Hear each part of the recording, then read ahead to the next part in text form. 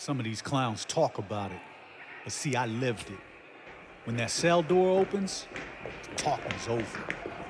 Ain't no guns, ain't no drive-bys. Get your knife. Straight hand-to-hand combat. Peace, blessings, and salutations. Yurima Karama here again with another segment of Voices from Behind the Wall. Getting right into it, taking you from the last segment. Now, remember the last segment, there were 3 different issues that I dealt with. The friend of mine, Rashad, who was dealing with his supervisor in the chow hall, who basically told him by the time she became a food service administrator, his kids would be there.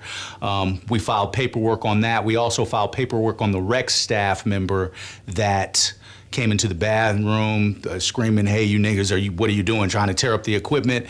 Filed paperwork on that. What I didn't get into is the actual filing of the paperwork, because that is a process. The process is this: anytime you want to file, they call them BP8s, BP9s, BP10s, BP11s. And what they are is paperwork that you actually have to go to your counselor and get. So like in each unit, again, we have our counselor, our case manager, and our unit manager. So if you have an issue, you have to take that to your counselor if you want to file on it. Theoretically, the counselor's job is to try to talk you out of filing. But if you're insistent that, no, I want to file, I want to write this staff member up, or I want to write this issue up, then the counselor gives you the paperwork. So like our issue happened at 8:15 that evening. I could not get that paperwork or that BP8 until the next day, till the counselor got in and had a chance to talk to him. Now, initially, the counselors, they want you to go through them, and then they try to put up the resistance. They try to, well, hey, let me try to work it out. Once you're insistent about getting the paperwork, then they give it to you. After a while, after they know that, okay, this person files paperwork, they just hand it to you at that point, because they know that I'm not going to talk him out of it. He's going to file. So I went to the counselor, got the paperwork. So to make a long story short, the staff member was actually taken off that rec duty and put into the guard tower, which is part of the reason for the retaliation by other staff against me, such as the spitting in my food while I was in SHU, segregated housing unit, that sort of thing, the continual locking me up, coming to my cell, shaking down. So I went through that, and then finally they trumped up a charge, which I ended up again filing and beating, but at that point they got me up out of the institution, transferred me. So I'm on a 10-hour bus ride, hands shackled, feet shackled.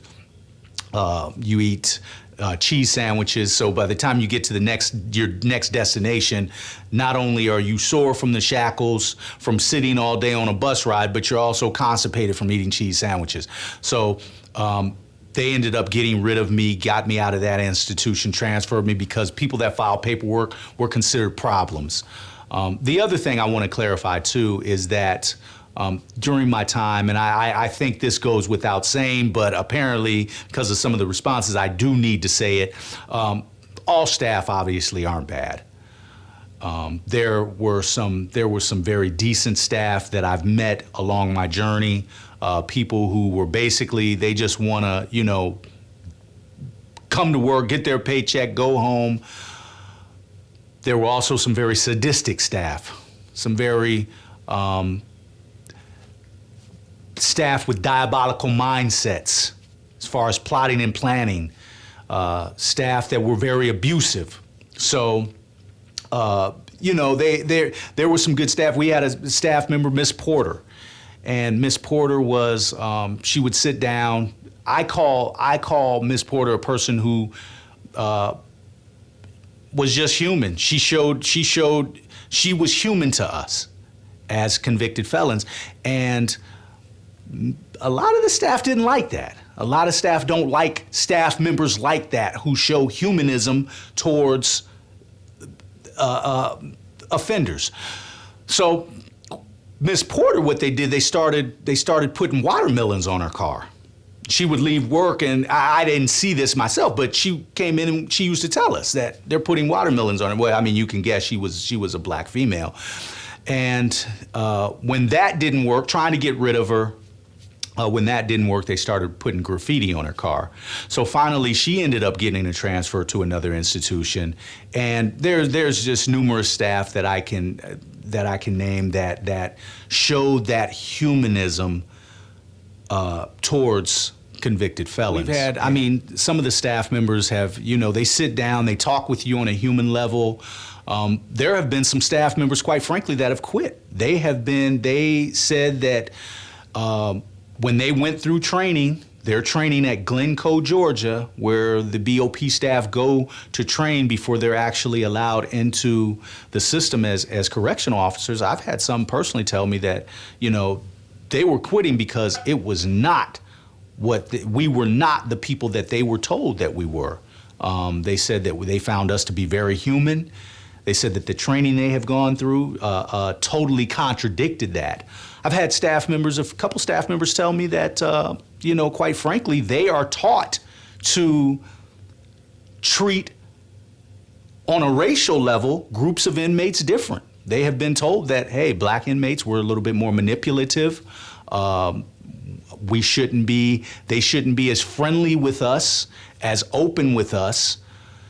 And now, whether that's true or not, I haven't been to Glencoe, but I have had staff tell me this. There was one particular institution I was at, Inglewood, Colorado.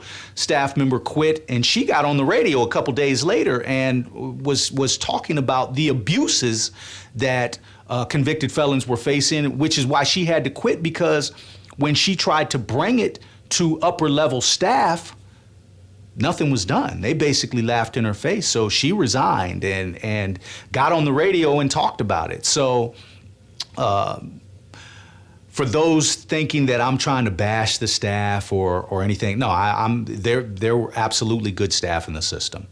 But there are also those staff that they shouldn't be working as correctional officers. Some of them shouldn't be working around people, period. So the mentality, I remember every institution that I've had to go to, you go through an orientation process. And the orientation process, you sit in either an auditorium or a chapel all day, and the staff for the institution come through and talk to you. Not your correctional officers per se, but like your safety department, they'll come through. Your education department, your associate warden, your warden will come through.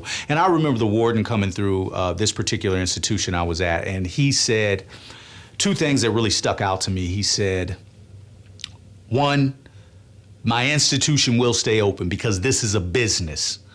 So if you think you're going to come here and shut my institution down, you got another thing coming. Two, look, you guys are gang banging, you're stabbing each other up, you're beating each other up. Hey, my staff are going to do their job. Do what you do. However, don't go at my staff. If you go at my staff, I'll bring hell down on you. And I remember him saying that, and the irony in him saying that is like 2 hours later, a convicted felon and a staff member actually got in a fight on the compound, which was kind of ironic that he would bring that up at that particular time during that day, and then hours later, after the orientation process is over, this happens. But basically, they built, the system is based on it's us against you, and whether that's good or bad, hey, not my position to judge. I'm not here to be an advocate for the staff. I will tell you that there were some good staff, obviously, and I will tell you there were some bad staff. Not here to be an advocate. If you're looking for an advocate, they have one. They call it the union. At the same time, we had some very diabolical-minded inmates or convicted felons, very brutal at times. Especially the higher up in the institutions that you go. I did end up in a penitentiary, and the higher levels you go, the higher the violence, quite frankly, and also the lengthier the sentences, so to speak. More guys not going home. So The one thing in the federal system, and I don't know if this holds true in the state or not, but the one thing that is existent, is a common existent, is this thing called hope. And that hope comes in the form of the appeals court, the Supreme Court. The hope comes in the form of them always extending that possibility that you can beat your case.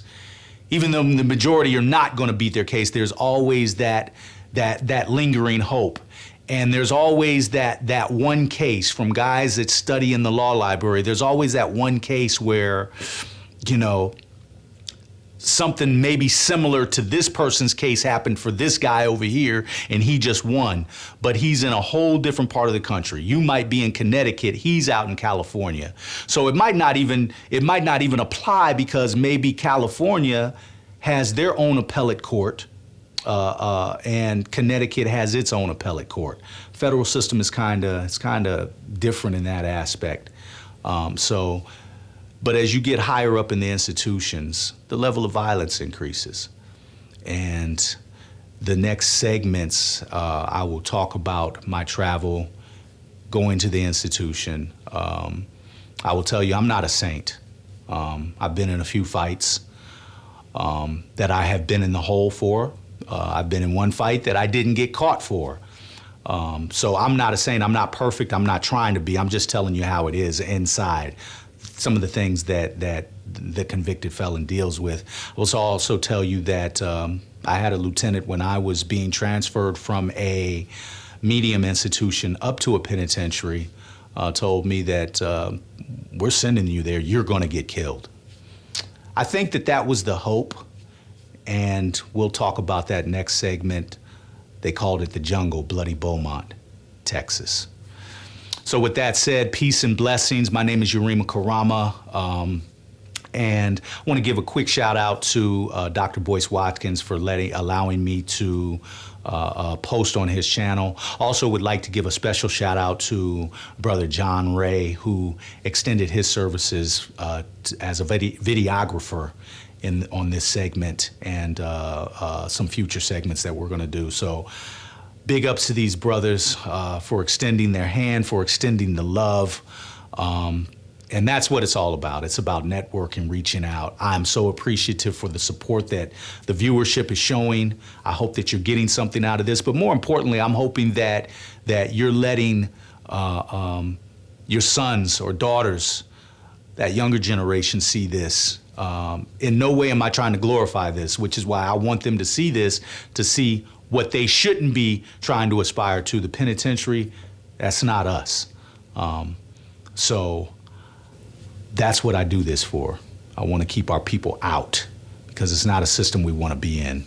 And I try to do that through talking through my own personal experiences. So until next segment, peace, blessings, salutations. One. Testament, I'm on one. Give you the treatment, represent to a further extent. It's the first volume of my testament. My testament. My testament.